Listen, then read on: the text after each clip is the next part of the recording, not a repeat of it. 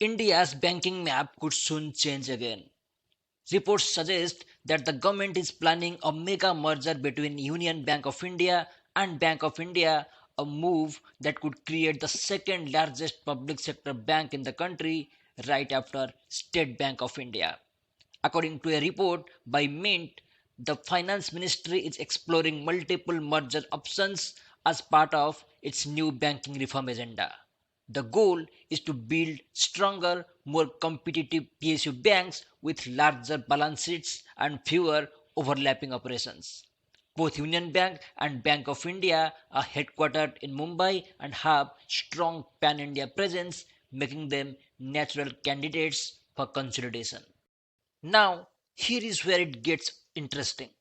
If this merge happens, the combined entity will hold assets worth 25.67 trillion rupees, almost catching up with ICICI Bank, which stands at 26.42 trillion rupees. Currently, Bank of Baroda is India's second largest public sector bank with assets of 18.62 trillion as of June 2024. So, this proposed merger could redefine PSU banking hierarchy, pushing Union Bank and Bank of India merged entity to the number 2 spot. But that's not all.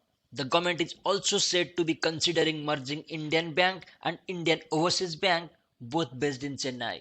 Meanwhile, smaller players like Punjab and Sindh Bank and Bank of Maharashtra might be privatized later once the larger consolidation exercise is complete. The broader vision is clear: to streamline public sector banking, strengthen financial stability, and create banks that can compete with global giants. However, experts also caution that mergers come with challenges. Cultural alignment, technology integration, and customer transition will be key factors to watch. If executed well, this could be a major step towards PSU Bank Merger 2.0, shaping the next decade of Indian banking. What do you think?